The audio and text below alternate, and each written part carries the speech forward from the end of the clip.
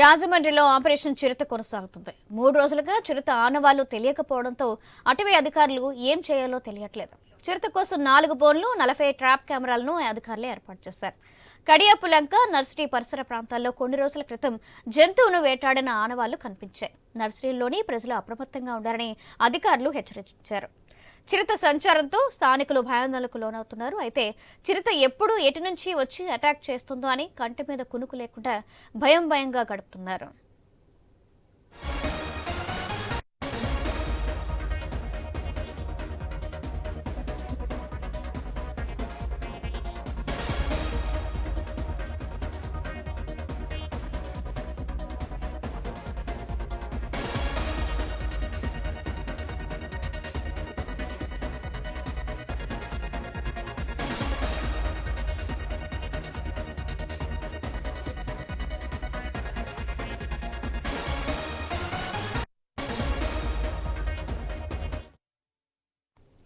రాజమండ్రిలో ఆపరేషన్ చిరుత కొనసాగుతుంది. 3 రోజులుగా చిరుత ఆనవాళ్లు తెలియకపోవడంతో అటవీ అధికారులకు ఏం చేయాలో తెలియట్లేదు.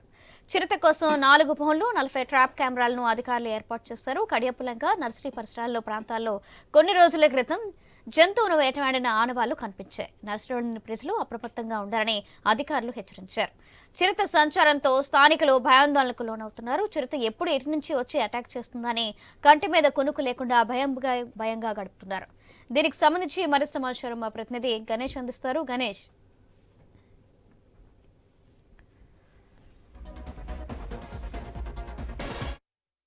చెక్కడం జరిగింది. ఆ తర్వాత గడిచినటువంటి 5 రోజుల నుంచి కూడా చిరుత జాడలు అయితే ప్రస్తుతం కనిపించట్లేదు. ఇదే క్రమంలో గోదావరి లంకల వైపు చిరుత వెళ్లినట్లుగా ఫారెస్ట్ అధికారులు అయితే ప్రస్తుతం అనుమానిస్తూ ఉన్నారు.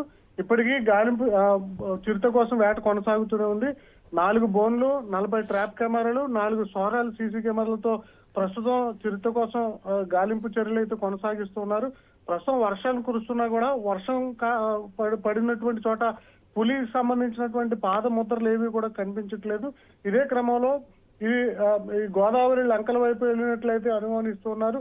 గత వరదల సమయంలో గోదావరి ప్రాంతం నుంచి అంటే నేషనల్ అటవీ ప్రాంతం నుంచి ఇటు రాజమండ్రి వైపు వచ్చినట్లుగా అటవీ శాఖ అధికారులు భావిస్తూ ఈ 20 రోజుల నుంచి కూడా ప్రస్తుతం పట్టుకునేందుకు ప్రయత్నం చేస్తూ ఉన్నారు.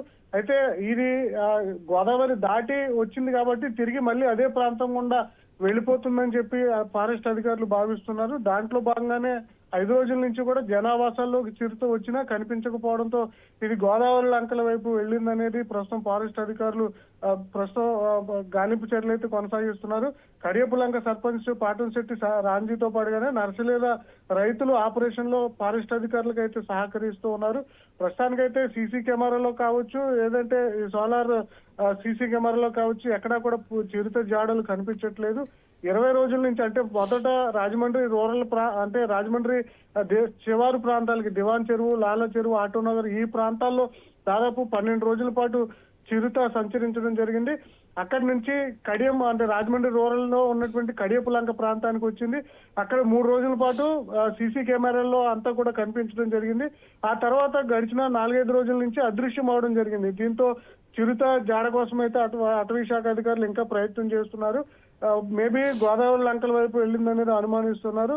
చూడాల్సి ఉంది. ఇంకా ఆపరేషన్ అయితే కొనసాగుతుంది. ఒకవేళ చిరుత జాడ మళ్ళీ కనుగొంటే వెంటనే కూడా పట్టుకునేందుకైతే మేము ప్రయత్నం చేస్తామనేది డిఎఫ్ఓ ప్రసాద్ అయితే ఇప్పటికే వెల్లడించడం జరిగింది. సౌజన్య.